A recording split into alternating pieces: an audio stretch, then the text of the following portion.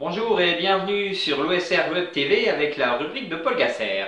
Au programme cette semaine pour l'équipe de National 2, un périlleux déplacement au Puy-en-Velay samedi à 18 h. Pour l'équipe réserve, un déplacement à Plantières dimanche à 14 h 30. Et pour la troisième équipe raonaise, la réception des réservistes michellois dimanche à 15 h. Mais commençons par faire le bilan du week-end dernier. Avec au programme pour l'effectif de National 2 la rencontre de Coupe de France à Nousservillers contre l'équipe de Messin. Les Bleus auront assuré l'essentiel, c'est-à-dire la qualification avec une victoire sur le score de 2 buts à 0. On aurait peut-être attendu une plus grande différence au niveau du score compte tenu des nombreuses divisions d'écart.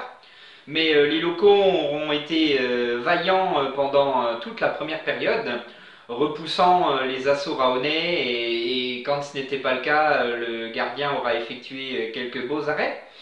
Les Raonais auront finalement réussi à ouvrir le score en seconde période avec un but un peu chanceux puisque un centre de Burak Özkan se transformera en but, certainement de manière involontaire. Ensuite, c'est Jean-Landry Bassilquin qui, quelques minutes après, doublera la mise en profitant d'un bon centre au second poteau de Romain Géin pour tromper le portier. Voilà, donc une rencontre où les Bleus auront assuré l'essentiel, sans gloire, mais bon, y a-t-il parfois de la gloire à éliminer des équipes tellement inférieures en nombre de divisions? Voilà, donc attendons le tirage au sort afin de savoir contre qui nous jouerons au prochain tour. Pour la réserve raonaise, il y avait une rencontre de championnat dimanche avec la réception de Golbet, une rencontre qui s'est soldée par un match nul, un but partout. Chaque équipe aura eu sa mi-temps. La première pour les Raonais qui pourtant se feront contrer et encaisseront le premier but assez rapidement. Ils égaliseront par l'intermédiaire de Romain Crouvisier. Voilà, donc une première période où les Raonais, a priori, auront pas mal gâché et subiront la seconde période. Heureusement, Maxime Suriani, le portier, stoppera un penalty de Golbet et assurera le match nul à l'équipe raonaise. Une victoire pour l'équipe C de l'USR sur le score de 4 buts à 1 à Bruyères face à la réserve locale. Et puis pour les U19, une victoire 1-0 à Lunéville. Voilà, parlons un petit peu de l'adversaire du week-end à venir avec cette équipe du Puy. Une équipe qui l'an dernier avait été un des gros outsiders de ce championnat, qu'elle avait mené lors de la première partie de saison. Une équipe de Puy qui aura ensuite un petit peu levé le pied, permettant à l'équipe de Grenoble de monter en national. Et pour cette équipe du Puy, les saisons se suivent ne se ressemblent pas forcément puisque cette année le championnat est un peu plus difficile pour cette équipe.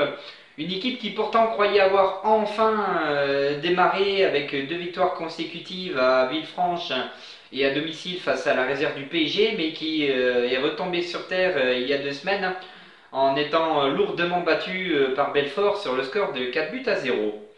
Une équipe depuis qui, quand on regarde son effectif sur le papier, a fière allure, avec pas mal de joueurs qui ont connu soit la Ligue 2, soit le National.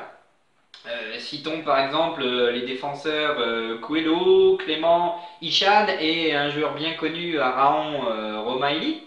Des joueurs qui ont tous connu, donc comme je le disais, le National ou la Ligue 2, ou alors même offensivement, un joueur comme Benjamin Psaume a même connu une montée en Ligue 1 avec Arles-Avignon. Voilà, donc sur le papier, un gros effectif, mais peut-être aussi le revers de la médaille, c'est que la plupart de ces joueurs ont un certain âge et passé 30 ans, eh bien, ça nous donne peut-être une équipe un petit peu sur la pente descendante. Ce qui explique peut-être un petit peu ce début de championnat un peu poussif. Voilà, donc souhaitons que nos Bleus réussissent à faire un bon résultat et pourquoi pas une victoire au Puy, hein, compte tenu de notre situation actuelle au classement, ce ne serait pas du luxe. Alors au niveau effectif, évidemment, le groupe n'est pas connu, mais on sait déjà qu'il y aura une absence de marque avec la lourde suspension de Wilfried Rother pour 5 matchs. Et puis un petit peu l'inquiétude concernant Sangaré qui est sorti en première période en coupe samedi dont on ne sait pas vraiment s'il sera opérationnel ou pas pour ce déplacement au Puy. Un petit point sur l'historique, un historique assez court puisque cette équipe du Puy est montée en CFA il y a 2 saisons et donc nous l'avons assez peu souvent rencontré. L'an dernier, l'équipe raonaise avait repris au mois de janvier par ce déplacement au Puy et avait obtenu un bon match nul, nul et vierge. Nous avions à cette époque remarqué que cette équipe n'était peut-être plus aussi performante que lors de la première partie de saison. Ma foi, souhaitons cette année au moins le même score.